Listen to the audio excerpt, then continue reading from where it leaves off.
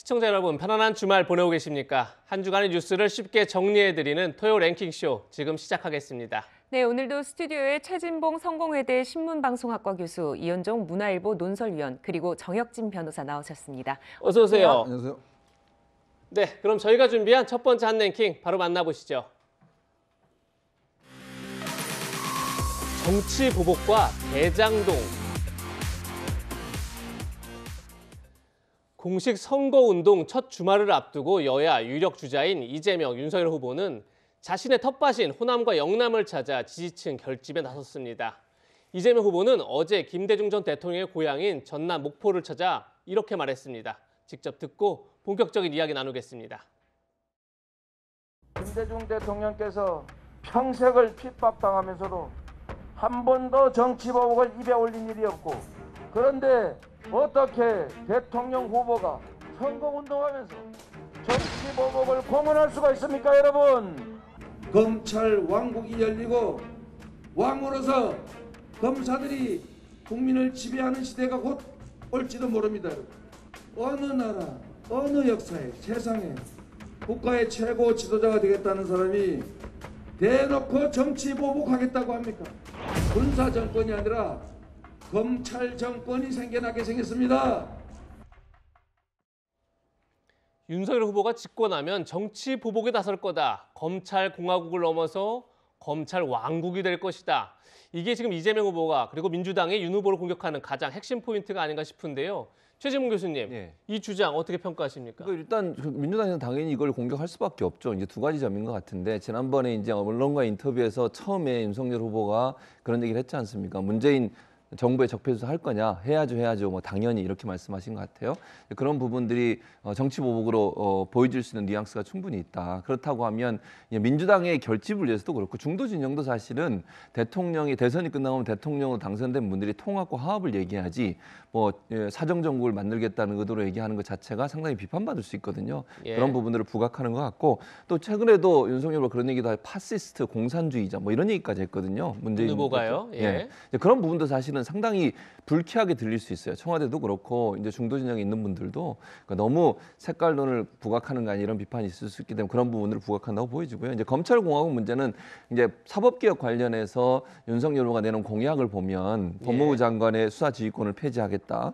그다음에 예산권도 독립하겠다 이런 얘기들이 나오고 있는데, 결국 견제받지 않는 검찰 권력을 만들려고 하는 거 아니냐 이런 비판의 포인트가 되는 것 같고요.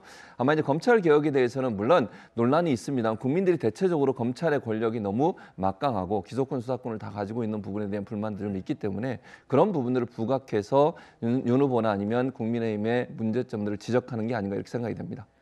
네, 윤석열 후보, 이 후보의 정치 보복 프레임이 엉터리라면서 또 반격에 나섰습니다. 직접 들어보시죠. 법과 원칙에 따라서 부정부패를 일소하겠다고 하니까 자기들에 대한 정치 보복을 한다고 합디다. 정치 보복을 누가 제일 잘했습니까? 이 원래 옛날에도 이 히틀러나 무솔리니 같은 이 파시스트들 아시죠? 이 사람들이 뒤집어 씌우는 거는 세계 최고입니다. 지정에 관계없이 국민을 약탈한 행위들은 벌을 받아야 되는 것이지, 그걸 정치 보복이라고 국민을 속입니까? 저 윤석열 그런 보복 같은 거 생각해 본 적도 없고 하지도 않을 것이니까 그런 엉터리 프레임으로 우리 위대한 국민 현혹하지 마십시오. 네, 윤석열 후보가 이재명 후보를 향해서 히틀러, 파시스트까지 나오고 비난을 했습니다. 이렇게 이현정 위원님, 이런 정치 보복 프레임이 선거에 어떤 영향을 미칠 수 있을까요? 뭐 양날의 칼이 있는 것 같습니다. 정치 보복이라는 것이 이제 한편으로 보면 윤석열 후보를 지지하는 지지층에서는 문재인 정부의 적폐를 반드시 청산해야 된다라는 것들이 이제 아마 호응을 받고 있기 때문에 그런 면에서 보면 이제 이 보수 지지층들 같은 경우는 결집시킬 수 있는 요인이 될 것이고, 반대로 이 진보 지지층들 같은 경우는 이게 또 정치 보복이 이루어지는 게 아닌가라는 두려움이 있겠죠. 특히 이제 윤석열 후보 같은 경우는 이제 검찰총장을 했기 때문에 본인 그 자체로도 이제 그런 이미지가 있습니다. 그런데 지난번에 이제 인터뷰에서 논란이 됐었는데, 그러니까 윤 후보는 정치 보복이라는 이야기를 한마디도 써본 적이 없어요. 그냥 있는 거 그대로 수사하겠다는 이야기거든요. 왜냐하면 대통령이라 해서 어떤 이 면제권을 가지고 있는 게 아니지 않습니까? 그러면 전직 대통령이라 해서 문제가 드러나면 수사를 해야 되는 건 당연한 것이고 지금 뭐 2명의 대통령이 이 정권에서 결국 이제 구속된 거 아니겠습니까? 이제 그런 걸 비춰서 이야기하는 것이고 이제 특히 이제 이 그 파시스트 이야기를 한 것은 사실은 이제 히틀러나 무솔리니는 이게 사실은 언급하지 말아야 될 사안인데 저는 좀 언급이 부적절하다고 생각이 들지만 예전에 히틀러가 독일 의사당 방화 사건을 계기로 해서 당시 완전히 그 국면을 나치가 장악하는 계기로 삼았습니다. 그런 것들과 마찬가지로 결국 이제 이런 가짜 프레임들을 내세워서 어떤 윤석열 후보를 공격하는 게 아닌가라는 걸 이제 빗대기 위해서 이런 이제 이야기를 쓴 것 같은데요. 어쨌거나 이 윤석열 후보 입장에서 보면 다들 이제 어떤 우려를 하는 것이 혹시나 검찰권을 과도하게 행사하지 않을 것인가라는 우려가 있기 때문에 본인 입장에서는 오히려 이런 부분들은 그렇지 않다는 것을 강조하면서 그렇지만 이제 윤석열 후보 가지고 있는 법치와 공정의 가치는 분명히 있는 것이거든요. 그러니까 원칙적인 대응을 하고 있다. 저는 그렇게 생각이 듭니다. 네. 앞서서 최진봉 교수 그리고 좀 이현정 의원께서도 말씀하셨는데 민주당에서 검찰공화국으로 돌아가는 것 아니냐 이렇게 주장하는 데는 전 정권 적폐청산이 필요하다 이런 윤 후보의 발언뿐만이 아니라 그 이후 나온 검찰 관련 공약이 적지 않은 영향을 미친 것 같습니다. 그 내용은 이렇습니다. 윤석열 후보가 최근 발표한 검찰 관련 공약을 보면 법무부 장관의 검찰총장 수사 지휘권을 폐지하겠다. 검찰총장의 검찰 예산권을 별도 편성할 그런 권한을 부여하겠다. 그리고 검찰과 경찰도 고위공직자 범죄 수사권을 부여하겠다. 최영재 변호사님, 네네. 아마 저 얘기는 결국 공수처를 좀 무력화하고 결국 검찰에게 더 많은 힘이 실리는 것 아니냐 이렇게 볼 여지는 있어 보여요. 좀 어떻게 보십니까? 그래도 핵심은 장관의 수사 지휘권일 것 같은데요. 예. 검찰청법 8조에 규정이 되어 있거든요. 그런데 그 규정은 사실은 검찰의 정치적 중립성과 독립성을 위한 규정이지 장관의 적극적인 지휘 감독을 위한 규정은 아니다라고 많은 사람들이 다 해석을 하고 있는데 지금 정부에서 이런 부분들이 굉장히 어떻게 보면 남용되지 않았나. 그렇기 때문에 이 수사권 관련된 수사 지휘권 관련된 규정은 폐지하는 것이 글로벌 스탠다드다라고 하는 것이 형사법 전공한 교수님들의 제가 논문 몇 개 봤더니 일반적인 그 이야기입니다. 그다음에 이 규정이 우리나라는 일본법에서 유래가 됐는데 일본에서도 실질적으로 사문화가 됐으니까 그래서 이론적으로는 장관의 수사지휘권을 폐지하는 것이 맞겠다 싶기는 한데 그런데 문제는 제가 생각을 해보니까 직전 검찰총장 출신의 야권 후보가 명시적으로 저런 그 공약을 내세운 것이 과연 유권자들한테 어필할 수 있을 것인가 이런 오히려 반발을 일으킬 가능성이 더 높지 않을까 하는 생각도 저는 사실은 듭니다. 네. 그런데 이 정치 보복 논란이 또 엉뚱한 방향으로 옮겨붙고 있습니다. 최근 윤석열 후보 유세 때마다 보여주는 독특한 세리머니가 있죠. 바로 어퍼컷 제스처인데 이게 정치 보복과 관련돼 있다 이런 얘기도 나옵니다. 공식 선거운동 첫날부터 유세 때마다 방향을 바꿔가면서 어퍼컷을 날리고 있는데 그 영상 모아봤습니다. 우리 전진했어!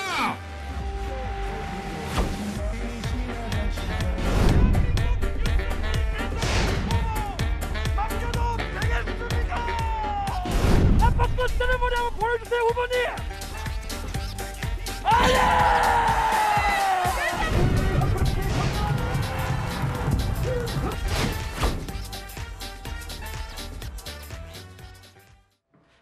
네, 지금 보신 이 윤 후보의 어퍼컷 세레머니를 두고 민주당 의원들 심기가 불편한 것 같습니다. 좀 내용을 살펴보자면요. 진성준 의원은 어퍼컷은 누구를 한 방 먹일 때 쓰는 동작이다. 뭐 정치 보복하겠다 것이다. 이렇게 해석을 했고요. 박성준 의원은 어퍼컷을 구사해서 챔피언이 되는 경우는 없다. 보복 정치를 선언한 것이다. 이렇게 말하기도 했습니다. 이에 대해서 국민의힘 선대본에서는 정치 보복이라고 왜 얘기를 하느냐. 과거 히딩크 감독의 행동은 어떻게 해석하느냐. 이렇게 얘기를 하기도 했습니다. 네, 이현정 의원님 그리고 최진봉 교수님께 여쭤볼게요. 어퍼컷 세러머니와 정치 보복 좀 어떻게 연결이 되는지 좀 궁금합니다. 이현정 의원님부터 말씀해 주시죠. 그렇게 생각하는 분은 그렇게 생각이 되겠죠. 근데 뭐 어퍼컷 세러머니라는 게 이게 뭐 다들 하는 것이고 또 지금 이제 윤석열 후보가 이걸 처음 시작하면서 이 트레이드 마크가 돼 버렸어요. 네. 그리고 또 이게 어디 이제 현장에 가면 저걸 이제 해야지만이 막 환호를 합니다. 저는 뭐 충분히 성공한 야외 유세의 하나의 행동이다 이렇게 보고 있는 것이고요. 네. 이걸 왜 불편해할까 생각이 들어요. 아니 국민들께서 이거 보시면 불편하신 분들이 있습니까? 오히려 여당 의원들이 불편해한다는 거는 뭔가 본인들이 뭔가 이것에 대한 메시지를 가지고 생각하는 게 아닌가 그런 생각이 들고 뭐 여기 보면 어퍼컷을 구사해 챔피언이 되는 경우는 없다. 뭐 또 이게 누구를 먹이를 줘 아니 예를 들어서 야당 후보가 당연히 선거에 나왔으면 이기려고 하는 거 아니겠어요? 그리고 야당 후보가 여당을 비판하고 그다음에 현직 대통령을 비판해야지 그러면 어떻게 다른 걸 하겠습니까? 야당 후보로서는 어떤 면에서 보면 선거 이기기 위해서는 당연히 비판하는 거 아니겠어요? 그거를 지금 여당 의원들이 너무 과도하게 자기중심적으로 지금 생각하고 있기 때문에 저렇게 어퍼컷에 대해서 이런 평가를 내리고 있는 게 아닌가 그런 생각이 듭니다.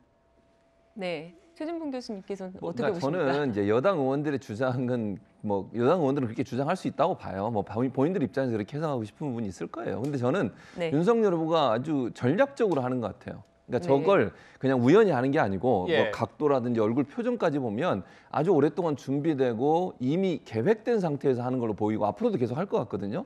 그러니까 저게 선거상에서 이미지 정치를 하는 데 있어서는 일정 부분 영향이 있다고 저는 봐요. 그러니까 저게 선거 전략상으로 보면 저런 행동을 해서 지지자들의 환호를 불러일으키고 분위기를 띄우는데 좋은 영향을 미치지 않겠어요? 그러니까 예. 선거 전략상 저는 했다고 봐요. 저게 무슨 뭐 저는 개인적으로 여당 의원들에게 하는 것처럼 뭐 먹이고 이런 거는 그런 건 생각하지 않고요. 예. 다만 이제 국민의힘에서는 저런 전략을 전문층이나 아니면 저게 사진이나 화면으로 계속 나가게 되잖아요. 그렇죠. 근데 반대로 저는 이런 생각은 들어요. 저게 너무 잘못하면 약간 오만하게 보일 수 있다. 이미 네. 승리한 것처럼 보일 수. 왜냐면 보통 이제 어퍼컷은 뭐 골을 넣거나 이기고 나면 이제 하는 거잖아요. 그러니까 예, 승리의 세레모니죠. 그렇죠. 그러니까 지지자들한테는 그걸 염하는 사람들은 그렇게 들릴 수 있지만 지금 이제 뭐 좀 중립에 있는 분이나 반대하는 분들 입장에서는 아 벌써 샴페인을 터뜨렸나? 이런 이제 좀 오만함의 상징으로 보일 수 있다는 점도 좀 자각할 필요는 있다 이런 생각은 듭니다. 네. 네. 어퍼컷 세레모니에 대한 여러 의견을 들어봤습니다. 그러니까 이재명 후보가 정치 보복을 가지고 지금 윤석열 후보를 공격하고 있다면 윤석열 후보는 대장동 개발 특혜 의혹을 중심으로 이재명 후보를 공격하고 있습니다. 윤석열 후보 이재명 후보를 향해서 부패 세력의 몸통이다 이렇게 공격하자 이재명 후보는 이렇게 반격했습니다. 이 목소리도 듣고 이야기 나누겠습니다.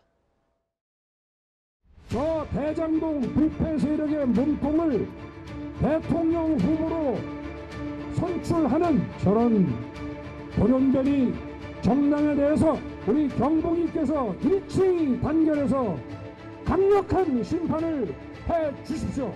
저 성남시의 판교 대장동 사건 아시죠? 워낙 유명해서 아마 그 대장동의 썩은 냄새가 김천까지 진동하지 않았나 싶습니다.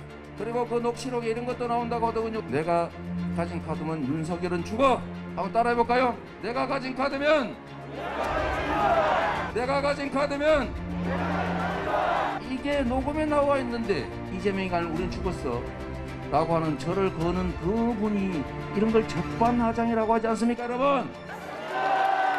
어떻게 이럴 수가 있어요? 네, 윤석열 후보가 최근 여러 TV 토론회에서 이 대장동 특혜 의혹을 중점적으로 이재명 후보를 공격했었는데 이재명 후보 이번에 유세 현장에서 오히려 거꾸로 반격에 나섰습니다. 정혁재 변호사님, 최근 여러 언론에 보니까 정영학 회계사의 녹취록에 공개되면서 또 추가 의혹들이 계속 제기되고 있어요. 이 대장동 의혹 막판까지 계속 영향을 미칠 것 같으세요? 영향이 있겠죠. 그런데 제가 생각했을 때는 윤석열 후보에 대한 대장동 관련된 의혹은 굉장히 막연해요.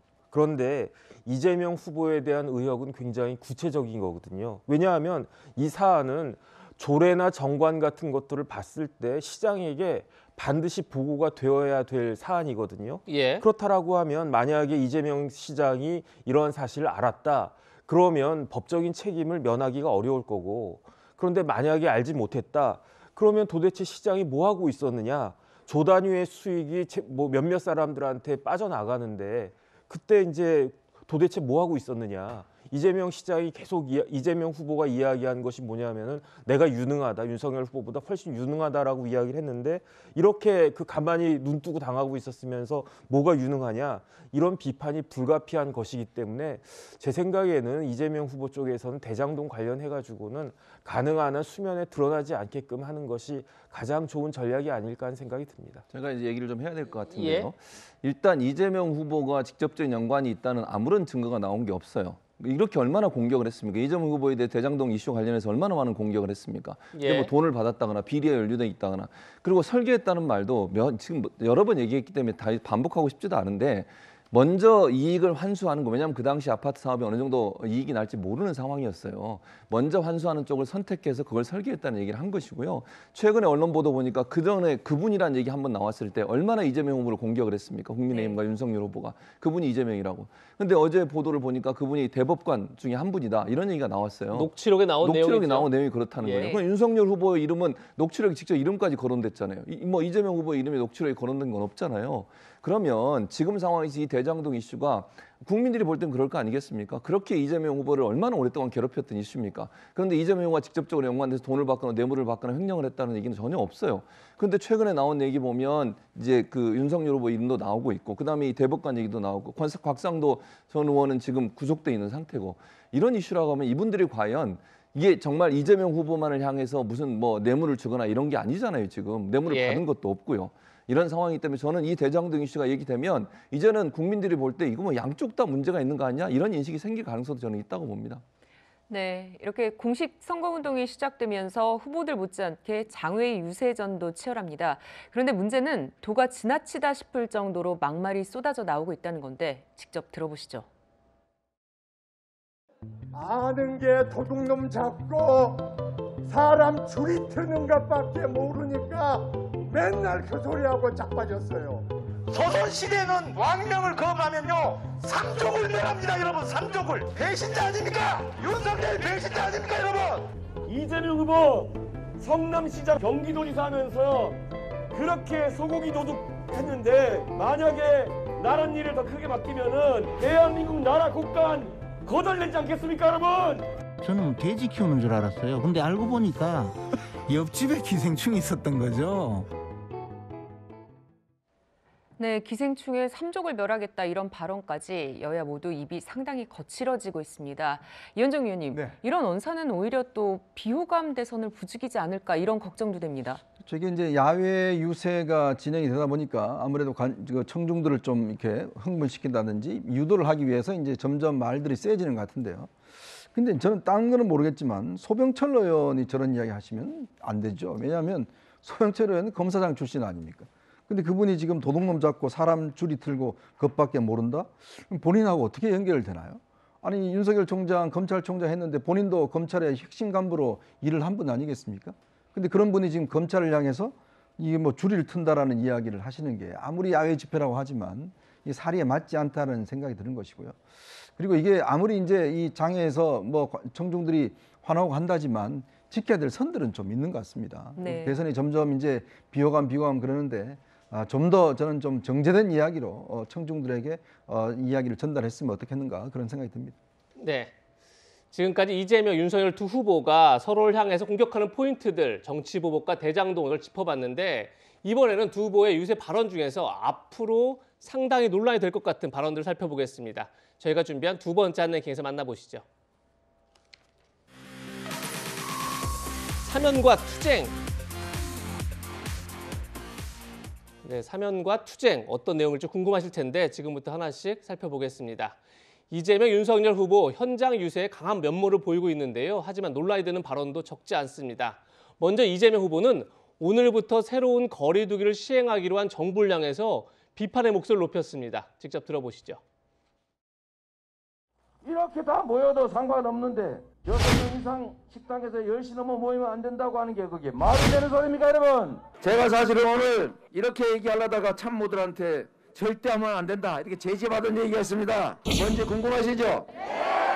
제가 당선이 되면 밤 12시까지 3차 백신 맞은 사람들 다 영업해도 되는데 혹시 걸리면 다 사면해 주겠다 이런 얘기 하려고 했더니 절대 하지 말라고 그래요.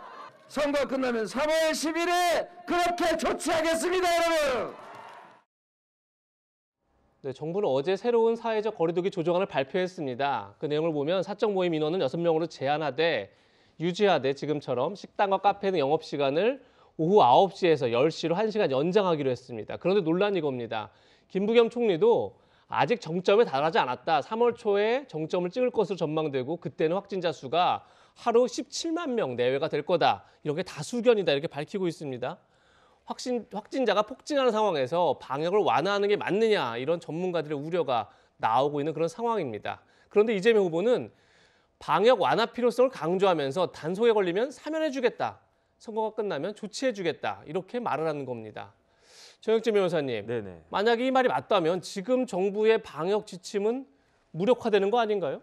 그래서 제가 봤을 때 이재명 후보의 가장 큰 문제점이 이렇게 앞뒤가 안 맞는 말씀을 막 툭툭 내뱉는 것이 가장 큰 문제가 아닌가 싶은 게, 왜냐하면 지금 10만 명씩 확진자가 나온다라고 하니까 이게 불안을 넘어가지고 사실 저 같은 경우는 좀 어안이 벙벙하거든요. 코로나 처음 시작했을 때 10명, 20명 나와도 막 나라가 뒤집어질 것 같이 그랬고 100명, 200명 그랬을 때 큰일 났다 그랬고 지금 뭐 10,000명, 20,000명 넘어서 10만 명이라고 하는데 더군다나 지금 정부에서는 완화를 했지만 많은 전문가들이 지금 방역 조치를 완화할 그 상황이 아니다. 그런 말씀도 또 하셨기 때문에 이게 해야 되는 건지 말아야 되는 건지 소상공인들 생각하면은 자영업자들 생각해 보면은 해야 하는 것이 맞을 것 같기도 하고 이게 10만 명씩 100일이면 1000만 명이거든요. 그런데 이렇게 그 국민들이 다 어떻게 해야 될지 모르는 그러한 그 상황인데 이러한 코로나 관련해 가지고 가볍게 이야기할 사안이 아님에도 불구하고 이재명 후보가 저렇게 말씀하시는 것은 굉장히 저는 부적절하다 그렇게 판단이 됩니다. 네, 민주당 선대위는 이 후보의 방역 발언에 대해서 확대 해석을 경계하면서 진화에 나섰습니다. 선거가 끝나면 조치하겠다는 건 방역 위반을 사면해주겠다는 게 아니라 영업 제한을 풀겠다 이런 뜻이란 겁니다.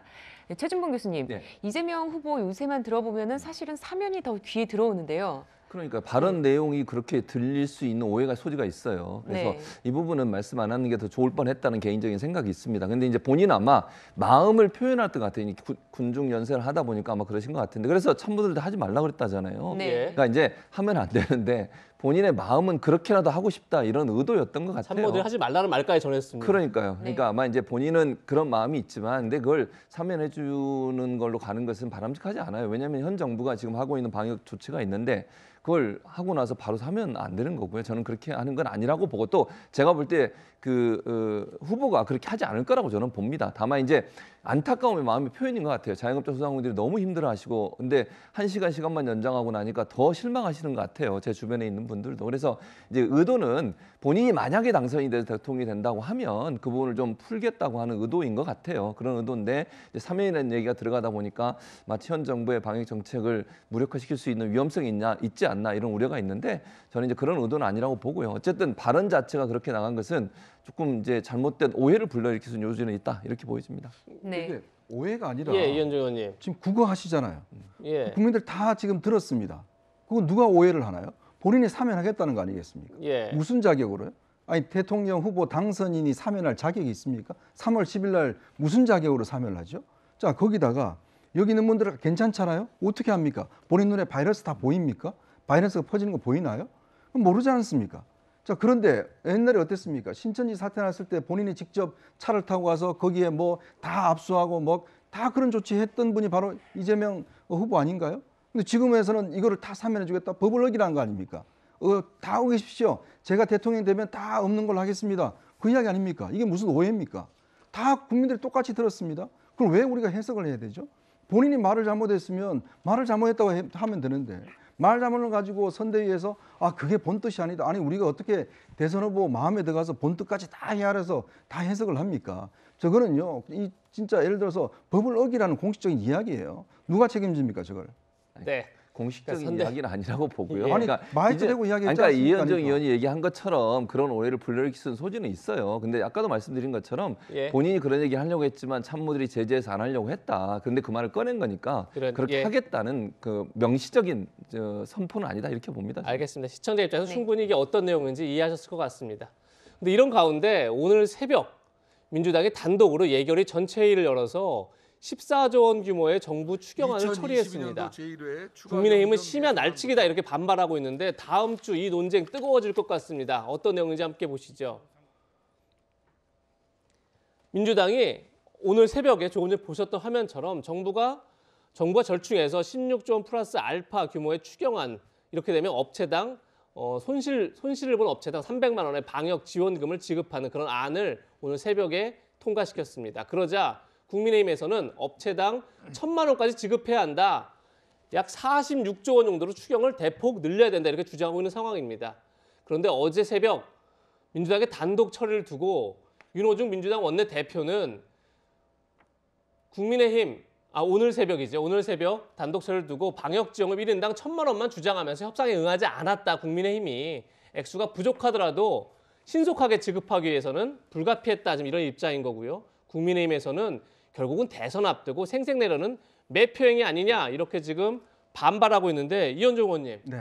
이 논쟁 다음 주 굉장히 뜨거워질 것 같은데 어떻게 전망하십니까? 그렇습니다. 우리가 역사상 이제 이때에 추경을 한 적이 없어요. 지금 이미 원래 예산이 돼서 시행을 되고 있는 단계지 않습니까? 그렇죠. 그럼에도 불구하고 또 추경을 하겠다는 것 자체가 일단 이야기가 되지 않는 것이고요. 또 하나는 여당이 자기들의 어떤 압도적인 다수 의석을 앞세워서 또 단독 처리를 했습니다. 이 추경마저도 왜 이렇게 급한가? 이게 선거가 앞서 있기 때문에 그런 거죠. 어차피 선거 앞두고 돈을 갖다가 이렇게 나눠줘야 된다라는 그 강박관념에서 헤어나지 못한 것 같아요. 왜냐하면 지난 총선도 마찬가지지만 선거 직전에 이 국민들 다 돈을 이제 해서 결국 뭐 어떤 면에서 보면 이제 이 재미를 봤다라고 이야기할 정도로 그렇게 했지 않겠습니까? 그러니까 이런 중요한 국민들의 어떤 이거를 여당이 단독으로 저렇게 지금 급박하게 통과시킬 이유가 있는 것인가? 더군다나 이렇게 되면요, 결국 이제 국채를 발행한다든지 할 수밖에 없습니다. 그리고 최근에 보면 금리가 급격히 인상이 되고 있습니다. 미국 연준이 지금 금리 인상을 지금 예고를 하고 있는 상황이에요. 네. 그러면 이 돈 300만 원 받는 거하고 실제로 금리가 인상이 돼서 지금 이자 부담을 하는 거하고 나중에 따져보면 큰 차이가 없는 거죠. 이렇게 돈이 시중에 뿌려지면 똑같이 금리 인상이나 물가 상승을 부추길 수가 있습니다. 그러니까 여러 가지 부분들을 지금 고려를 해야 되는데, 그러니까 지금의 상황에서 여당이 저렇게 급박하게 서두르고 있는 것은 저는 선거밖에 이게 보이지 않는 게 아닌가 그런 생각이 듭니다. 뭐 저는 간단하게 말씀을 드리면 이제 민주당 입장에서 이런 것 같아요. 이게 이제 1,000만 원씩 가자고 하는 건 뭐 민주당 동의할 겁니다. 근데 문제는 뭐냐면 그렇게 되면 대선 전에는 통과가 어려워져요. 근데 지금 현재 자영업자 소상공인들은 대선 날 기다리고 대선 끝나고 누가 대통령 이걸 기다릴 여력이 없어요. 피눈물이 나고 거의 이제 죽음의 앞에까지 와 있다고 저는 보거든요. 이제 이분들을 돕기 위해서는 이게 지금 소상공인 자영업자 지원이거든요. 개인 지원은 아니고요. 300만 원 지원하는 것도 일단 정부가 강력하게 반대하고, 왜냐하면 추가 세수로 일단 이걸 하고 나중에 돈을 더 빌려서 하는 건 지금 기재부가 반대를 하고 있잖아요. 그래서 불가피하게 민주당은 지금 빨리 지원해야 된다 이런 입장인 것입니다. 네. 자, 그러면 이번에는 유세 중 논란이 된 윤석열 후보 발언도 짚어보겠습니다. 광주에 복합 쇼핑몰을 유치하겠다는 윤 후보 공약, 호남 지역에서 상당한 이슈가 되고 있습니다. 그런데 윤 후보, 민주당이 복합 쇼핑몰 유치에 반대했던 이유가 바로 이것 때문이라고 했는데요. 윤 후보 발언 들어보시죠. 제가 광주에 대형 쇼핑몰이 유치될 수 있도록 정부를 맡게 되면 여러 가지 여건을 조성하고 지원해 드리겠다고 했습니다. 그랬더니 이 민주당 정치인들이 반대를 했던 모양입니다. 근데 이걸 왜 반대했는 줄 아십니까? 민주당 사람들이 대형 쇼핑몰에 있는 좋은 물건들, 명품들 이런 것에 도시인들이 관심을 갖게 되면 투쟁 의지가 약화된다고 생각한 모양입니다. 자기들의 정치 거점 도시에 투쟁 역량이 약화된다고 보는 것 같습니다. 이래서 되겠습니까? 오로지 자기들의 정치 거점으로서의 투쟁 의지만을 부추기는 이런 정치인들을 이번 선거에서 우리가 어떻게 해야 되겠습니까? 퇴출시키고 끌어내야죠. 네, 복합 쇼핑몰을 유치하겠다 이 취지는 알겠는데 쇼핑몰을 반대하는 게 투쟁 의지가 약화될 수 있기 때문이다 이렇게 말했습니다. 최진봉 교수님, 투쟁 의지와 쇼핑몰 어떤 상관관계가 있을까요? 상관관계 없죠. 좀 이해가 안 돼요. 저는 말씀 왜 하셨는지 윤 후보가 투쟁 의지하고 쇼핑몰하고 무슨 관계가 있는지 제가 잘 모르겠고요.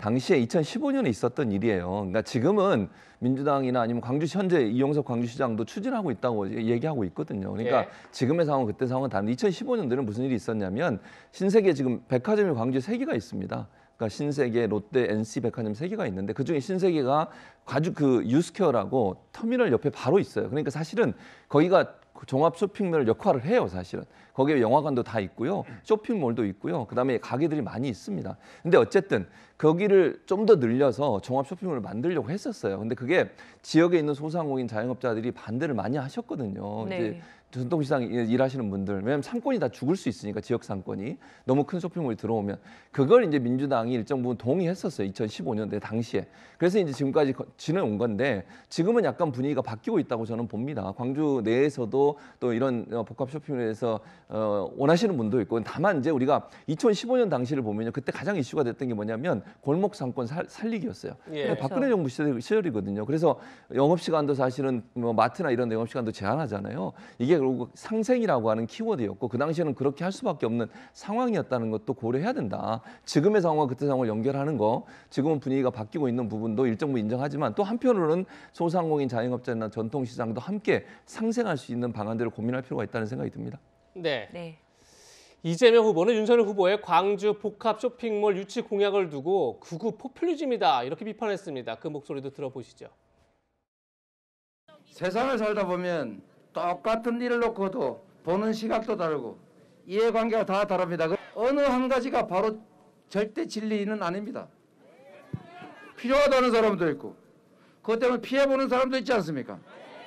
그럴 때는 한쪽을 편들어서 상대를 죽여서는 안 됩니다. 우리 사회는 흑백 논리가 너무 심해요. 네 편 아니면 내 편이고 내 편이면 다 옳고 네 편이면 다 나쁜 거예요. 그저 편 갈라가지고 이쪽 한 편 먹으면 이쪽은 버려도 내 거다 이런 생각하는 사람들. 이게 바로 분열주의자들입니다. 증오를 이용해서 갈등을 이용해서 분열을 이용해서 정치적 이익을 획득하는 이런 행위, 이걸 극우 포퓰리즘이라고 합니다. 여러분, 이런 정치 형태는 완전히 쓸어버려야 합니다. 여러분, 빗자루로 서로가 서로를 향해서 쓸어버려야 된다, 뭐 끌어내야 된다 막 이러고 있는데 윤석열 후보는 민주당이 복합 쇼핑몰 유치에 반대하는 게 투쟁 의지를 약화시킬까 봐 걱정해서다 이렇게 발언했는데, 또 한편으로 이재명 후보는 복합 쇼핑몰 유치 자체를 극우 포퓰리즘이다 또 이렇게 주장하고 있습니다. 이현정 의원님, 네. 양쪽 주장 다 선뜻 이해가 잘 안 되는데요. 그래서 이게 뭐 쇼핑몰이 극우와 뭐가 상관이 있는 건지, 더군다나 포퓰리즘은 참 이재명 후보가 원래 트레이드마크처럼 포퓰리즘도 해야 된다라고 주장하던 분이 왜 갑자기 포퓰리즘이라고 비판하는지 모르겠습니다만. 이현정 의원님의 개인적 의견이겠죠. 네. 예전 영국에요. 영국에 이제 이 자동차가 처음 발명됐을 때 그때 마부들이 자동차를 반대를 해서 붉은 깃발법이라고 생겼어요. 그러니까 차가 마차를 앞서가면 다 중지시키는 게 생겼습니다. 그러다 보니까 영국이 자동차는 처음으로 발견했지만 결국은 자동차가 발달하지 못하고 결국 독일이 자동차 산업이 발달하는 계기가 됐습니다. 지금 각 지역별로요, 대도시에는 복합 쇼핑몰이 다 있습니다. 이게 이제 쇼핑몰 안에서 쇼핑만 하는 게 아니라 영화도 보고 뭐 책도 보고 모든 걸 다 함께 할 수 있는 이게 편의 시설이죠. 그게 이제 요즘 많이 인기를 끌고 있습니다. 특히 젊은 세대들 같은 경우는 여기서 모든 걸 다 해결하고, 특히 뭐 어린 자녀들 있는 부모들도 마찬가지죠. 자, 근데 무주독 지금 광주만 지금 없단 말이에요. 없는 이유가 결국 이제 다른 지역도 상생 안 합니까? 딴 지역 다 상생합니다. 근데 결과 놓고 보면 재래시장과 그다음에 이런 상권이라는 게 그동안 어떤 이런 게 생기면 재래시장이 다 죽는다 했는데 그것이 아니다는 결과도 있습니다. 자, 그런데 2015년도에 생겼을 때 그때 당시에 문재인 새정치민주연합 대표가 반대를 했고 이재명 후보가 2017년도에 반대를 해버렸어요. 아니 여당이 다 반대를 해버리니까 할 수가 없는 거 아니겠습니까? 더군다나 민주당이 광주에서 미친 영향이 뭐 압도적이지 않습니까? 자, 그렇다 보니 지금 2030들은 그 상관이 없는 거예요. 아니 이게 민주당이 맨날 이렇게 반대만 하면 우리는 도대체 그럼 쇼핑하려면 대전이나 가고 서울 가야 되느냐, 이런 불만들이 있다 보니까 바로 이 정서들을 지금 이제 자극하고 있는 거거든요. 자, 그렇기 때문에 저는 이게 국민들의 편의와 이런 것들을 고려해야지 무조건 안 된다라고만 하면 그게 되겠습니까? 이런 문제는 아마 이번 선거에서 사실은 이게 지금 이 대선의 이슈는 아닙니다. 그렇지만 이게 여러 가지 복합적인 의미가 있기 때문에 저는 핵심적인 이슈로 떠오를 가능성이 있다고 봅니다. 네, 광주 복합 쇼핑몰 유치를 놓고서 여야 인사들의 공방도 뜨겁습니다. 보면은요, 설주한 민주당 법률지원단 소속 변호사는요, 가난한 사람들에게 너 명품시계 차면 부자 된 거야라고 하는 건 아니지 않느냐, 이런 말도 했고요. 이준석 국민의힘 대표는 민주당이 광주를 비하하고 지역의 발전을 가로막고 있다, 뭐 이렇게 얘기를 했습니다. 그런데 특정 지역 복합 쇼핑몰 유치가 이렇게 대선 이슈로 떠오르는 것도 참 독특한 것 같습니다. 정혁진 변호사님, 이런 사례가 또 있었나요? 제 기억에는 없는 것 같고요. 조금 전에 이현종 의원님 말씀하셨던 것처럼 지방선거에선 아주 중요한 이슈가 될 수 있겠죠. 그런데 이게 대선 이슈가 맞을까 하는 생각은 저도 의문이 드는데, 그럼에도 불구하고 지금 전국적으로 주목을 받고 있지 않습니까? 그 이유는 제가 봤을 때는 다른 거 없이 호남의 특수성이다 이런 생각이 들고, 더군다나 이제 설 변호사가 저런 이야기를 한 것이 그 왠지 그냥 호남이 그 의문의 일패를 당한 것 같은 그런 느낌이 드는 것 같고요. 사실 쇼핑을 할 때 그 기준은 단순합니다. 싸고 좋은 물건을 편하게 사면 된다. 그런데 네. 거기에 제일 부합한 게 무엇이냐? 인터넷 쇼핑이거든요. 그런데 하나가 더 있어요. 뭐냐면 재미가 있어야 되거든요. 인터넷 쇼핑하는 거 그렇게 재미가 없는데 복합 쇼핑몰 이렇게 딱 가면 뭐 이것도 할 수 있고 저것도 할 수 있고 데이트도 할 수 있고 먹을 것도 먹을 수 있고. 그런데 광주가 우리나라 6대 도시거든요. 인구가 150만에 가까운 그런 우리나라 6대 도시인데, 그러한 6대 도시 중에 유일하게 복합 쇼핑몰이 없는 도시가 광주니까, 그러니까 이제 특히 광주에 사는 젊은이들한테는 야, 이게 말이 되느냐 하는 생각을 하지 않을 수가 없는 것이 아닌가, 그런 생각이 들고, 네. 그렇기 때문에 이 이슈는 광주를 넘어서 많은 젊은 사람들한테 충분히 어필할 수 있는 그런 이슈로 부각될 수 있지 않을까 하는 생각이 듭니다. 네. 광주의 복합 쇼핑몰 유치 논란까지 짚어봤습니다. 지금까지 유세 발언들을 하나씩 이렇게 짚어봤는데, 지금부터는 18일 남은 대선의 주요 이슈들을 살펴보겠습니다. 저희가 준비한 세 번째 한랭킹에서 만나보시죠. 옆집과 주술. 네, 그럼 지금부터 대선 이슈를 하나씩 짚어볼 텐데요. 역시 대선 막판 가장 메가톤급 이슈는 야권 후보 단일화가 아닐까 싶습니다. 안철수 국민의당 후보가 오늘부터 선거운동을 재개합니다. 잠시 중단됐던 야권 후보 단일화 논의도 다시 수면 위로 올라올 가능성이 높아 보이는데요. 어제 유세 차량 가스 누출 사고로 숨진 고 손평우 지역 선대위원장 연결식에 참석했던 안철수 후보의 발언부터 들어보겠습니다. 저 안철수도 어떤 풍파에도 굴하지 않고 최선을 다해서 선동지의 뜻을 받들겠습니다. 결코 굽히지 않겠습니다. 강철같이 단단하고 동아줄처럼 굳건하게 그 길을 가겠습니다. 반드시 이겨서 땀 흘린 만큼 인정받는 세상 만들겠습니다. 네, 방금 들으신 안 후보의 발언만 놓고 보면 단일화를 접고 완주하겠다 이런 의사를 강하게 내비친 것으로 보입니다. 하지만 단일화 여지에 여전히 남겨놓고 있는 발언도 나오고 있습니다. 이태규 국민의당 총괄선대본부장은 윤 후보가 안 후보의 제안을 받든지 거부하든지 아니면 수정 제안을 하든지 셋 중 하나를 해야 한다. 그런 답을 들고 오면 윤 후보를 안 후보가 안 만날 수는 없다. 이렇게 또 밝혔습니다. 이현정 의원님, 네. 18일 남은 대선, 이 단일화론이 마지막까지 가장 중요한 이슈 중에 하나가 될 것 같은데, 지금 안철수 후보의 얘기 그리고 이태규 총괄 본부장의 얘기, 두 가지 다 선대 본부장의 얘기 들어봤는데 어떻게 전개될 걸로 보이십니까? 참 이제 이게 예견하기가 참 힘든 상황으로 가는 것 같아요. 안철수 후보가 지금 뭐 선거 시작하자마자 많은 악재들이 지금 겹쳤지 않습니까? 근데 본인 이야기로는 이제 저렇게 단호하게 완주를 하겠다는 입장을 밝히지만, 정치라는 게 뻔한 결과를 알면서도 거기로 가지 않는 게 정치거든요. 그리고 또 정치라는 게 대선만 있는 게 아닙니다. 그 이후에 어떤 항보도 생각을 해야 되기 때문에 안철수 후보 입장에서 보면 점점 떨어지는 지지율, 그리고 어떤 면에서 보면 지금 기가 일단 꺾인 상황, 이런 상황에서 완주해봤자 어떤 의미가 있을까라는 것들은 아마 본인이 정치를 그동안 10년 동안 했기 때문에 아마 잘 알 겁니다. 그런 면에서 보면 지금 이제 이태규 본부장의 이야기가 의미가 있는 것이 수정 제안을 해달라.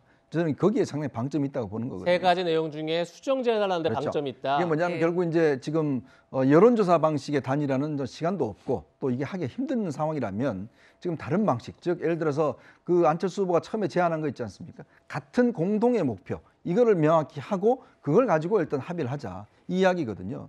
그렇다면 이제 예를 들어서 최근에 나온 이야기가 안철수 후보가 총리를 맡든지 아니면 경기도지사 선거에 출마를 하든지, 또 최근에 이준석 대표 같은 경우는 당대당 통합도 할 수 있다. 조금의 상당히 좀 유연한 입장을 보인 바 있어요. 예. 그렇다면 아마 저는 이번 주말이 굉장히 중요한 고비가 되지 않을까. 안철수 후보가 이제 월요일 날 TV 토론이 있지 않습니까?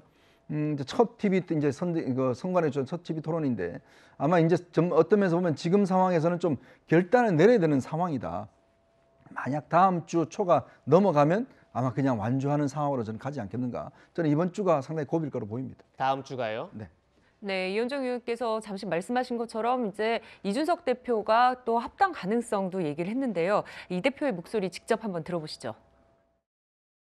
몇 달 전까지만 하더라도 국민의당과의 합당에 대해 가지고 제가 당명 빼놓고는 다 무엇이든지 협상 대상이다라고 이야기했던 것처럼 항상 그것에 대해서 열려 있습니다. 단일화는 결국 안철수 대표의 결단에 따른 사퇴나 이후의 지지 선언 이 정도만 가능한 것 같습니다. 맞습니까? 맞습니다. 실제 여론조사 단일화를 하려면은 지금 시점이 한참 지났고요. 단일화 문제가 선거의 종료점에 등장하는 것은 선거 흐름을 깨는 행위라고밖에 볼 수 없기 때문에.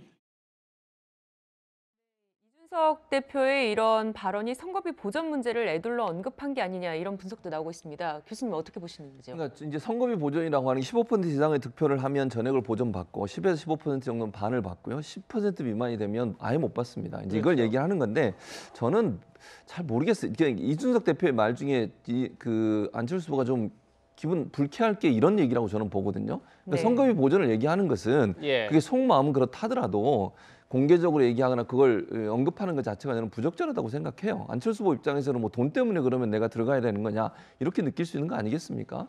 그런데 이준석 대표의 그 말 뉘앙스가 약간 바뀌고 있는데 절대 뭐 단일화 없다 예컨대 우리끼리 간다 이런 얘기 하다가 약간 뉘앙스가 바뀐 걸 보면 일단 당대당 통합 즉 안철수 후보가 이런 표현 접고 들어오는 상황이면 받을 수 있다는 의미로 들려져요 저는. 그러니까 무슨 국민 경선이나 아니면 여론조사를 통해서 하는 방안은 제가 볼 때 국민의 입장에서는 전혀 고려하지 않고 있는 것 같고요. 안철수 후보도 지금 상황에서는 그걸 굳이 고집하는 것 같지는 않아요. 느낌상 보면.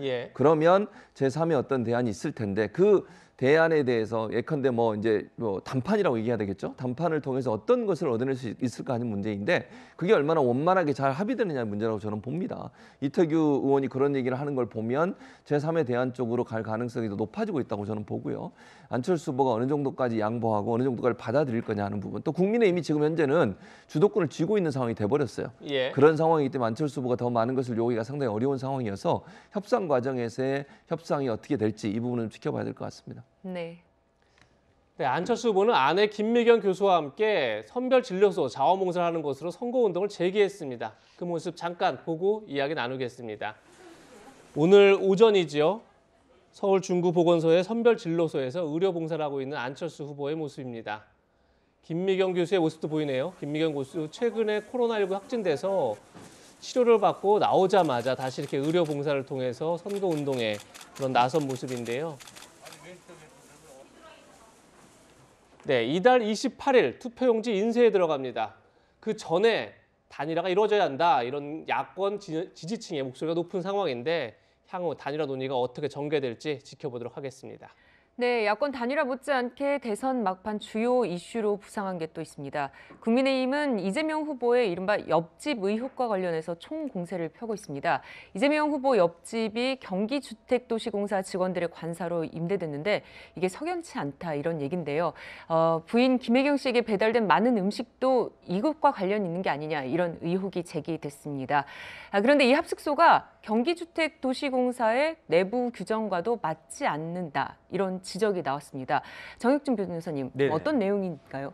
제가 옛날에 한 20년쯤 전에 예금보험공사 변호사를 했었거든요. 그러니까 공사들이 규정이 많아요. 그런데 이제 GH공사, 경기주택도시공사도 마찬가지로 그 합숙소 운영 관리 지침이 있어요. 그 지침을 갖다 봤더니 1인당 그 해당되는 게 28제곱미터 이하이어야 한다. 그러면 4명이니까 곱하기 4를 하면 112제곱미터 이하이어야 하거든요. 그런데 제가 행안부 규정을 봤더니 장관 관사 같은 경우에는 190제곱미터, 차관 같은 경우에는 165제곱미터인데 기재부 차관이 지금 쓰고 있는 게 165제곱미터를 다 쓰고 있는 게 아니고 98.6제곱미터 1차관, 97.9제곱미터 2차관. 그러니까 자기가 쓸 수 있는 거에 한 3분의 2 정도 쓰는 게 일반적이란 말이죠. 그런데 지금 그 GH공사 같은 경우에는 112제곱미터를 훨씬 넘어서 197제곱미터, 전용 면적으로 따져도 164제곱미터이거든요. 이렇게 규정에도 맞지 않는 관사를 어떻게 숙소를 사용할 수 있었는가. 그다음 위치도 또 애매하거든요. 왜냐하면 제가 그 관사에서부터 그 숙소에서부터 판교 사업단까지 찾아봤더니 일반 대중교통으로는 29분이 걸려요. 근데 본사에서 거기까지는 53분이 걸리더라고요. 그러면 결국 24분 차이인데 굳이 그런 관사를 이렇게 규정에도 맞지 않게 만들 그 필요성이 있었는가? 이런 것들을 납득시킬 수 있는 구체적인 그런 내용들이 다른 데도 아니고 GH공사에서 명확하게 설명이 필요하지 않는가 하는 생각이 듭니다. 네, 이재명 후보의 바로 옆집을 경기주택도시공사가 관사로 임대를 했는데 과연 이것이 정상적인 관사이냐, 이것이 지금 논란의 핵심인데요. 이에 대해서 공사 측의 해명도 있습니다. 함께 보시죠. 공사 측에서는 조금 전에 정혁진 변호사가 잘 설명해 주신 것처럼 4인 전용 면적보다 훨씬 더 큰 합숙소를 구한 게 과연 규정에 맞느냐, 이런 논란에 대해서 원래 4명이 아니라 5명이 거주할 목적으로 구한 집이다. 당시 판교 일대 전세가가 높아서 상대적으로 싼 집을 찾다 보니까 그래서 이 지침을 위반하게 된 거다. 지침상에 있는 부득이한 사유에 해당된다. 이렇게 KBS 해명을 했습니다. 하지만 비슷한 시기 합숙소 현황을 살펴보면 상대적으로 싼 집들을 찾았다는 공사 측 해명이 과연 맞느냐, 이런 의문이 생깁니다. 지금 보시는 건 이재명 후보 옆집 9억 5천만 원에 임대를 했죠. 그런데 판교 사업소는 수정구에 있습니다. 지금 위에 보이죠. 그런데 이재명 후보 옆집보다 훨씬 가까운데 비슷한 규모의 더 싼 전세가로 나온 집들이 많이 있다는 겁니다. 과연 그럼에도 불구하고 왜 이재명 후보 옆집을 임대해야만 했느냐, 이것이 지금 다시 새로운 의혹으로 부상하고 있는 겁니다. 이현종 의원님, 네. 이 부분은 어떻게 보십니까? 지금 뭐 여러 가지 해명을 하고 있지만 대부분 다 앞뒤가 맞지 않는 것이죠. 좀 전에 정 변호사님 설명해 주셨지만, 왜냐하면 판교 사업부가 이 수정구에 있습니다. 그럼 수정구 같은 경우는 분당구보다는 뭐 솔직히 집값이 좀 쌉니다, 거기가. 그렇다면 예를 들어서 출근도 가깝고, 그런 데를 왜 구하지 않고 굳이 분당 쪽을 했을까라는 문제. 그리고 또 이게 지금 1인당으로 따지면 한 2억이 넘어요. 아니 경기도 도시개발공사가 얼마나 이 복지를 잘했는지 모르겠지만, 이게 지금 직원들이 한 600~700명이 되고 지금 이 합소가 130군데 된다는 거 아니겠습니까? 예. 그럼 1인당 직원들한테 2~3억 정도의 이렇게 지금 어떤 면에서 이게 숙소를 제공하고 한다는 것도 좀 납득하기 힘들고, 더군다나 이 집은 바로 옆집이 지금 이재명 후보가 이 집에 지금 입주할 때부터 있었던 겁니다. 근데 그걸 과연 몰랐을까? 왜냐하면 이 집에서요, 예전에 아시겠지만 SBS의 동상이몽이라는 프로그램 있지 않습니까? 예. 네. 그걸 장기간 또 촬영하기도 했어요. 그럼 그 직원들이 왔다 갔다 하면서 당연히 이재명 후보를 봤을 텐데, 그러면 지금 이현욱 전 사장이 본인은 이제서야 알았다라고 이야기를 하지 않습니까? 아니 직원들이 거기 있으면서 아니 옆집이 우리 도지사님 댁이에요 라고 하는 게 과연 그게 몰랐을까요? 당연히 알았겠죠. 그리고 뭐 거기 경비원분들도 마찬가지고. 그러니까 이게 이현욱 전 사장의 이야기가 저는 앞뒤가 맞지 않다. 더군다나 이현욱 전 사장은 이재명 후보의 리틀 이재명이라 할 정도로 핵심 측근입니다. 이분이 지금 민변 출신에 있다가 지금은 이제 선대위에 들어가 있어요. 위원장을 하고 있지 않습니까? 아니 이런 분이 지금 도지사가 어디에 살았는지, 후보가 어디 사는지도 모르고 그 옆집이 자기가 관장하고 있는 GH의 직원들의 합숙소다. 그걸 이제서야 알았다라고 하는 것들. 또 왜 이렇게 큰 합숙소가 필요했을까? 그리고 판교 사업소가 이렇게 먼 곳에다가 왜 만들었을까? 저는 이게 정말 너무나 앞뒤가 맞지 않는 그런 설명이다는 생각이 듭니다. 네, 국민의힘에서도 전세 계약 과정에서 이현욱 당시 GH 사장의 입김이 작용했을 것이다, 이렇게도 보고 있는데요. 최진봉 교수님, 여기 이현욱 전 사장 역시 반박 자료를 내놨죠? 그러니까 이현욱 전 사장은 계약 당시에는 몰랐다는 거예요. 네. 그게 입장이고요. 이제 이현욱 전 사장이 선대에 있는지는 제가 잘 모르고, 저는 없는 걸로 아는데 또 이현종이는 있다고 하니까 위원회에 있습니다. 위원회에 있습니까? 네. 그럼 확인을 잘 해봐야 될 것 같고요. 알겠습니다. 어쨌든 그러니까 중요한 건 이현욱 전 사장 같은 경우에는 모르고 들어갔다는 거예요. 근데 예. 나중에 알게 된 거는 엘리베이터를 타서 직원들이 이재명 후보의 부인 되시는 김혜경 여사를 만나는 과정에서 알게 됐다고 얘기를 하고, 처음에 그 계약할 당시에는 몰랐다는 게 주장이에요. 현재는. 네. 그게 해명이고요. 그다음에 이제 가격 문제도 해명을 또 하겠죠. 저는 그렇게 생각해요. 어쨌든 방송사에서 이렇게 보도를 했으니 이게 정말 맞는 건지 하는 부분은 그 당시에 왜 그랬는지, 해명은 지금까지 나온 건 아까 이제 말씀해 주신 것처럼 5명이 살 목적으로 구입을 했고 부득이한 사유에 포함돼서 했다고 하니까 지침을 어긋났다고 얘기할 수는 없는 것 같고요. 그래서 이 부분에 대한 해명은 또 있지 않을까 그렇게 생각합니다.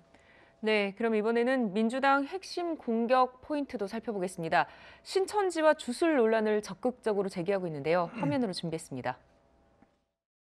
아니 왜 압수수색이 안 된다는 거예요? 여보세요? 여보세요?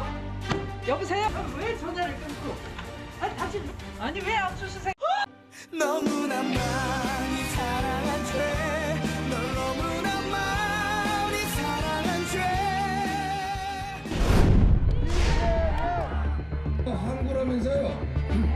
압수수색하라는 국가의 명령을 거부하고 자신의 사적 이익을 위해서 국민의 생명을 위협에 빠뜨린 사람이 있었습니다, 여러분. 어느 공동체의 리더가 판단력도 없고 모르면은 저기 정치는 주술과 샤머니즘에 의존하고 그래서 그 공동체의 운명을 샤머니즘에 던져지는 엽전으로 결정하면 어떻게 되겠습니까? 네, 민주당에서는 윤석열 후보가 유세 때 자주 하는 손모양을 두고서 신천지와의 유착 의혹을 제기하고도 있습니다. 여당 의원들이 기자회견까지 열었는데요. 그 목소리 듣고 얘기 나누겠습니다. 신천지의 상징과도 같은 이만희 교주의 L자 손가락 V자 표시와 윤 후보의 L자 손가락 V자 표시는 과연 우연의 일치라고 할 수 있겠습니까? 윤 후보의 침묵은 사실을 인정하는 것과 같다고 생각을 합니다. 예, 지금 조금 전에 민주당에서 저 손가락 두 개로 L자 V자 사진이 결국은 신천 연관된 거 아니냐 그러다 보니까 각종 인터넷에서는 그렇지 않은 연예인이나 지금 김연아 선수도 L자 손가락 모양을 보여주고 있죠. 그리고 고민정 의원도 똑같이 저렇게 하고 있네요. 그러니까 저런 것들도 결국은 신천지 연관된 거 아니냐라고 볼 수 있는 건 아니지 않느냐라는 이제 반론이 나오고 있는 거죠. 이현정 의원님, 네. L자 손가락에 대한 국민의힘의 반격까지 지금 화면으로 봤는데 이 손가락 모양 논란과 이 주술 논란 이거 연결 짓는 게 자연스럽습니까? 어떻습니까? 뭐 시청자분들이 판단하실 거라 봅니다. 지금 김혜재 의원 검찰 출신인데요. 그 또 기자회견 할 때 많은 또 의원들이 옆에 배석을 했더라고요. 그 많은 국회의원들께서 과연 저게 이 윤석열 후보와 신천지와 연결고리다라고 판단하는 것인지 정말 상식적으로 문제제기를 하고 싶습니다. 우리가 저런 포즈는요, 저도 잘 취하고요. 그리고 또 사진 보셨겠지만 많은 분들이 자연스럽게 합니다. 근데 저게 신천지의 지금 핵심적인 증거다라고 어떻게 저런 발상을 할 수가 있는 것인지. 그러니까 이제 이렇다 보니까 자꾸 공격의 어떤 이 초점이 어긋나는 겁니다. 그러니까 신뢰가 가지 않는 거거든요. 그러니까 공격을 할 때도 뭔가 확실한 증거를 가지고 해야 되는데 이재명 후보도 저렇게 하시는데 저게 어떻게 윤석열 후보가 신천지와 연결고리다고 그런 발상을 상식적으로 저 기자회견에 나온 의원분들한테 솔직히 제가 묻고 싶어요. 과연 저게 맞는 거라고 생각해서 나와서 한 것인지. 네.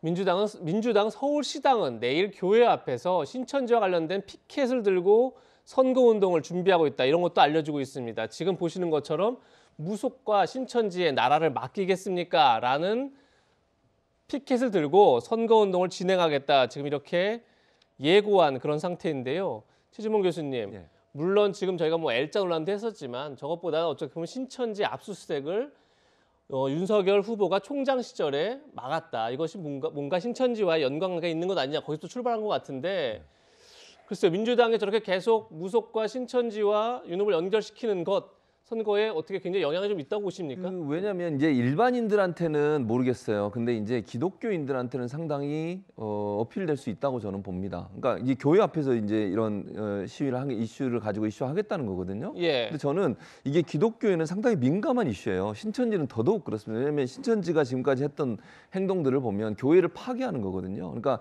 교회에 들어와서 몰래 잠입을 해서 거기서 활동하면서 교회 전체를 무너뜨리는 일들을 해서 교회가 계속 신천지 들어오지 말라고 추수꾼 들어오지 말라고 계속 스티커 붙여놓고 반대를 엄청나게 했었습니다. 그래서 이 문제는 교회에는 상당히 민감한 사안이에요. 신천지는 일반 국민들은 모르겠습니다만.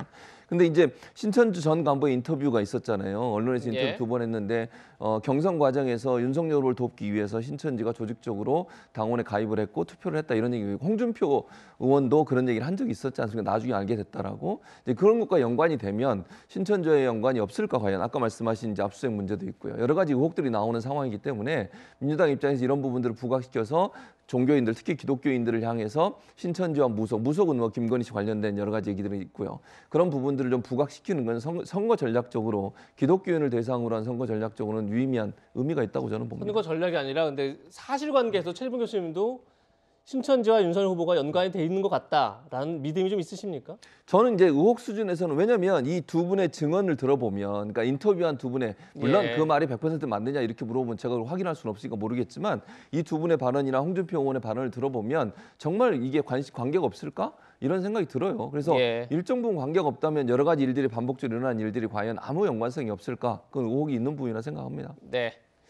이재명 후보와 관련된 옆집 논란, 그리고 윤석열 후보와 관련된 주술 논란까지 짚어봤습니다. 그럼 마지막으로 여론조사 결과 한번 살펴보겠습니다. 오늘의 마지막 핫랭킹입니다. 호남과 TK. 앞서 말씀드린 것처럼 오늘로 대선이 딱 18일 남았습니다. 최근 나온 여론조사는 어떻게 지금 대선 결과를 예측하고 있을까요? 어제 나온 한국갤럽 조사 지지도 한번 살펴보겠습니다. 이재명 후보 34%, 윤석열 후보 41%, 안철수 후보 11%. 자, 저희가 추이를 그래프로 표시해놨는데요. 이재명 후보는 1월 셋째 주에도 34%였습니다. 거의 변화가 없습니다. 반면 윤석열 후보는 33%에서 계속 상승해서 41%까지 상승했고 결국 어제 나온 조사에서 처음으로 오차 범위 밖에서 앞서는 결과가 나왔습니다. 이현정 의원님, 네. 그래프를 보면 상당히 변화가 있다 이렇게 볼 수 있을 것 같은데 이 한 달간의 갤럽 추이 어떻게 보십니까? 일단 뭐 지금 한국갤럽과 NBS 조사 이런 것들 같은 경우는 그동안 이재명 후보한테 상당히 좀 어쩌면 잘 나온 조사라고 우리가 일반적으로 평가를 합니다. 근데 그 조사 지금 나온 걸 보면 꽤 일주일 사이에 많은 변화가 있었던 것 같아요. 그걸 보면 제가 볼 때는 이제 그동안 이 선거가 이제 막판으로 갈수록 지지층들이 이제 결집하고 있는 상황이 아닌가라는 생각이 듭니다. 그동안 어떤 유보를 자기의 결정을 유보했던 지지층들이 이제는 점점 이제 자기의 어떤 선택을 해 나가는 단계. 두 번째는 안철수 후보에서 빠진 표들이 상당 부분 이제 윤석열 후보한테 간 측면. 이거는 단일화를 이슈가 실제 단일화를 안철수 후보가 말을 끊었잖아요. 이제 그럼으로 인해서 안철수 후보가 이제 끝까지 가지 않겠구나 이런 이제 인상을 줄 수가 있는 거죠. 예. 즉 단일화 이슈가 한편으로 보면 윤석열 후보한테 유리하게 작용한 국면들 뭐 그런 것들이 있을 겁니다. 또 하나는 이제 지금 최근에 제기됐던 김혜영 씨 논란이라든지 적폐 수사라든지 뭐 이런 것들이 이제 지지율에 반영이 되고 있는 것 같은데요. 어쨌거나 조금 이제 이 윤석열 후보가 선거 이제 오늘 첫 주말인데. 일단 좀 상승세를 타고 있는 국면 아닌가 하는 생각이 드는데 뭐 선거라는 게 항상 또 새로운 이슈가 생기기 마련이기 때문에 또 지금 전문가들 같은 경우는 이 투표에 샤이 이재명 이런 것들이 좀 숨어 있을 가능성도 있다. 특히 호남표라든지 20대 여성이라든지 그런 것도 있기 때문에 예. 이것만 갖고서는 판단이 어렵다는 그런 견해도 있습니다. 네. 네, 또 최근에 주목해 볼 만한 지역별 여론조사도 보겠습니다. 네, 보수의 본산이라고 불리는 TK 지역과 진보의 뿌리 호남 지역에서의 지지율입니다. 과거 대선 결과를 살펴보면 TK에서는 보수 진영에 그리고 호남은 진보 후보에 압도적인 지지를 보내는 이른바 몰표 현상이 두드러졌습니다. 18대 대선에서 박근혜 전 대통령 80.5%의 지지율을 보였죠. 하지만 현재 한국갤럽 지지율을 보면 윤 후보는 국민의힘 전통 지지 기반인 대구 경북 지역에서 60%에 그쳐 있고 이 후보는 21%를 기록했습니다.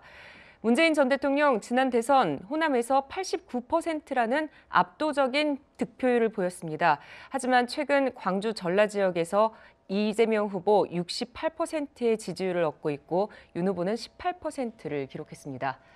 네, 텃밭이라고 불리는 지역에서 80% 이상의 압도적인 지지율을 보였던 과거 대선과는 사뭇 달라 보이는데 최진봉 교수님, 예. 좀 한국 사회의 뿌리 깊은 문제였지 않을까요? 지역주의가 조금 개선되는 그런 모양일까요? 그러니까 지금 말씀하신 것처럼 80% 이상의 압도적 지지가 나올 가능성은 이제 저는 개인적으로 지금은 좀 낮다고 보거든요. 왜냐하면 20대 같은 경우에는 아무래도 지역이라는 특성보다도 여러 가지를 고려를 많이 하는 것 같아요. 본인의 삶과 연관된 부분도 고려를 하는 것 같고. 그리고 지금 이제 뭐 이재명 후보 같은 경우는 TK 출신이잖아요, 또 이제 그런 부분도 있고 이러다 보니까 영향을 받는 것 같고. 그래서 제가 개인적으로 지금 상황에서 전망을 해보면 80% 뭐 90%까지 지지율이 나오는 상황은 없지 않을까 하는 개인적인 생각이 있습니다. 다만 변수라면 정말 강대강 대치고 아주 근소한 차이로 결과가 나온다고 하면 막판에 가서 결집한 가능성이 있다는 생각은 들어요. 그 요소는 남아있긴 하지만 그럼에도 불구하고 저는 개인적으로 예전처럼 뭐 80% 90%까지 압도적인 지지를 한 사람한테 보내는 그런 지역은 좀 줄어들지 않을까 그런 생각이 있습니다. 네. 거꾸로 지금 국민의힘은 호남에서 30% 득표를 목표로 하고 있고 또 TK에서 민주당도 30% 더 득표를 목표로 하고 있는데 그것이 과연 가능할지도 한번 지켜보는 것도 굉장히 흥미로운 포인트가 아닌가 싶습니다.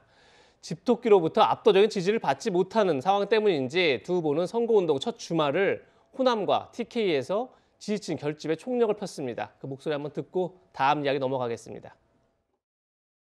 IMF 위기가 왔을 때 김대중 대통령은 준비된 대통령이었고 대중경제론을 쓸 만큼 경제에 박식했고 나라의 미래를 내다보는 해안과 통찰력이 있었기 때문에 유능한 리더가 있어야 합니다. 동의하십니까? 우리 박정희 대통령께서는 경제개발 5개년 계획을 실행하시고 지금 농촌 새마을 운동을 통해서 우리 대한민국의 경제 사회 혁명을 이루어내신 분이라고 저는 생각합니다. 꼼꼼하게 제대로 배워야 되겠다는 그 생각을 갖게 됐습니다. 네, 18일 남은 선거 기간 과연 어떤 일들이 벌어질지 굉장히 관심이 높을 텐데 역대 대선에서 예외 없이 작동했던 대선의 법칙이 있습니다. 이번에도 과연 들어맞을지 저희가 한번 화면을 준비해봤습니다. 역대 대선 결과를 봤더니 이런 법칙들이 적용되더라라는 얘기입니다. 첫 번째가 공식 선거운동 기간의 첫 여론조사 순위는 최종적으로 바뀌지 않았다. 이런 공식이 있었다는 겁니다. 그런데 저희가 조금 전에 본 것처럼 갤럽에서는 이재명 후보 34%, 윤석열 후보 41%로 윤석열 후보가 오차 범위 밖에서 앞섰습니다. 두 번째 법칙은 정당 지지율이 높은 쪽이 이기더라. 이런 법칙이 있었다는 겁니다. 자, 정당 지지율을 한국갤럽 조사를 봤더니 민주당 35%, 국민의힘 39%입니다. 또 하나의 법칙이 자영업자의 표심을 더 많이 얻은 쪽이 이기더라. 또 이런 법칙이 있었답니다. 이재명 후보가 자영업자에서는 41%, 윤석열 후보가 자영업자에서는 43%의 지지를 받았는데 이현중 의원님, 네. 지금 보시는 것처럼 처음 여론조사 순위에서는 오차범위 밖에서 윤석열 후보가 앞섰지만 정당 득표율 그리고 자영업자 표심에서는 오차범위 안에 있습니다. 그럼 여전히 현재의 결과를 알기 쉽지 않다 이렇게 봐야 될까요? 어떻게 보십니까? 뭐 법칙이라는 거는 뭐 항상 깨지게 마련이니까 그렇죠. 예. 이게 뭐 절대적인 건 아닙니다만은 그동안의 어떤 통계학상으로 보면 이제 이러한 법칙들이 있었기 때문에 이번 선거에서 작용하지 않을까라는 이제 그런 추정이 있는 거죠. 저도 아마 이번 선거가 일단 지금 뭐 10여일 정도 이제 20일 이미 넘어섰습니다. 10여일 정도밖에 남지 않았는데요. 돌발 변수가 없다라고 한다면 이런 법칙들이 적용될 가능성은 충분히 있을 것 같아요. 예. 특히 지금 여당 같은 경우는 지금 선거 전략이 중간에 상당히 좀 흔들리고 있는 측면이 있습니다. 이게 뭐냐면 결국은 이제 현 정권과 그다음에 이재명 후보와의 관계 설정을 어떻게 하느냐 이게 굉장히 중요한 것인데 지금 사실은 국민들이 정권 교체 여론이 높은 것들은 현 정부의 어떤 부동산 문제나 이런 부분에 대한 이제 불만들이 있는 거거든요. 예. 이제 그런 부분들을 이재명 후보가 그다음에 현 정권과 관계를 어떻게 가져가느냐 이게 중간에 좀 왔다 갔다 한 것 같습니다. 왜냐하면 최근에 보면 그동안 이제 이재명 후보 측근들이 중심으로 하던 선거 전략을 이낙연 전 대표가 이제 선거위원장으로 오고 우상호 이제 총괄본부장이 오면서 또 전략이 조금씩 바뀌었어요. 이제 그러한 측면과 또 한편으로는 최근에 이광재 의원하고 박재호 의원이 이제 골프를 치다가 이제 적발된 게 있지 않습니까? 예. 네. 근데 그만큼 이제 내부에서 얼마나 절박감을 느끼는가 의원들이, 그러니까 절박감을 가지고 의원들이 띄워주느냐 이게 중요한데 이제 저런 현상들은 상당히 좀 힘을 빼는 것이죠. 그만큼 예. 이 선거 승리에 대한 절박감들이 당과 당내의 당원들한테 전달되지 않으면 사실 이게 응집력이 굉장히 축소될 수가 있는 거거든요. 그런 면에서 볼 때는 현재로서 아마 민주당이 뭔가 특단의 대책을 좀 수립해야 되는 그런 상황이 아닌가 저는 보고 있습니다. 네, 치열한 선거 운동을 벌이고 있는 지금 대선의 또 다른 볼거리 바로 후보들의 광고 영상입니다. 각 캠프에서는 4인 4색 광고 영상을 내놓고 있는데요. 직접 보시죠. 제가 하는 모든 일은 우리의 삶, 우리 서민들의 삶과 이재명의 참혹한 삶이 투영되어 있습니다. 앞으로도 여러분을 위해서 세상을 위해서 최선을 다하겠습니다. 여러분 고맙습니다. 흔들림 없이 가겠습니다. 유능한 경제 대통령 기호 1번 이재명. 국민이 계셨기에 공정과 상식이라는 원칙으로 오만한 정권과 기득권에 싸울 수 있었습니다. 국민이 키워주셨기에 내일을 바꾸라는 국민의 명령을 더 낮은 자세로 따르겠습니다. 국민이 키운 윤석열, 내일을 바꾸는 대통령 기호 2번 윤석열. 무식한 이 삼류 바보들을 데려다가 제가 혹시 바지 한 번 더 내릴까요? 어떻게 하라는 겁니까? 이거 미친 사람들 아닙니까? 어이가 없습니다. 정말 갑작습니다. 음주운전 경력자보다 초보운전 경력자가 더 위험하다고 생각합니다. 원칙이 반칙을 이기고 진실이 거짓을 이기고 정의가 제대로 지켜지고 역사 속에서 이어지는 나라, 그런 나라를 만드는 것이 신념입니다.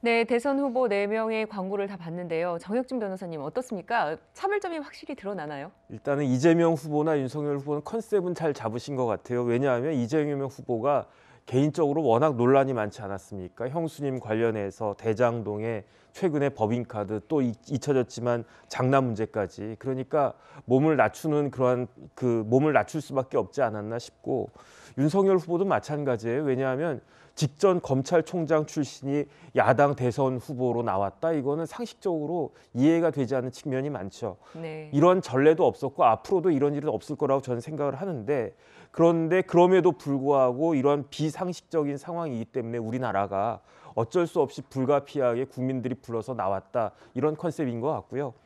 근데 이제 제가 쭉 다 봤더니 제 개인적인 생각으로는 심상정 후보 광고가 제일 나은 것 같습니다. 네.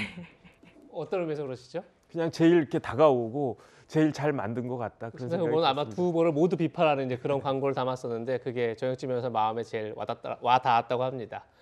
네, 그럼 대선 표심을 좌우할 마지막 변수 중 하나를 꼽히는 게 후보자 간 TV 토론회죠. 앞으로 일정을 저희가 한번 정리했는데요. 함께 보시죠.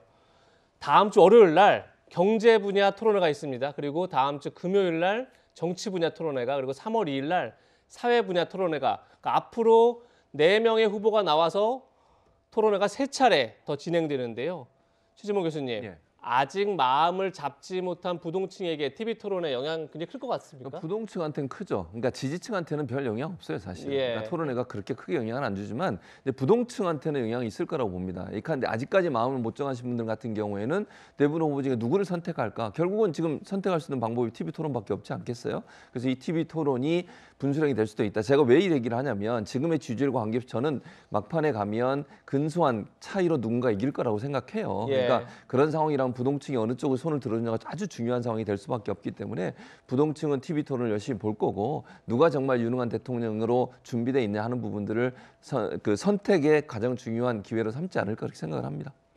네, 대선을 18일 남겨둔 오늘 여론조사 결과와 앞으로의 변수까지 짚어봤습니다. 오늘 준비한 소식은 여기까지입니다. 네, 저희는 60초 광고 뒤에 돌아오겠습니다. 네, 앞서 보신 것처럼 다음 주에는 2차례 대선 후보 TV 토론회가 있습니다. 각종 의혹과 논란에 대해서 누가 솔직하게 설명하고 정직하게 대응하는지 유권자들이 냉정하게 평가할 텐데요. 저희는 다음 주 토요일에 이 소식 들고 찾아오겠습니다. 네, 지금까지 시청해주신 여러분 고맙습니다.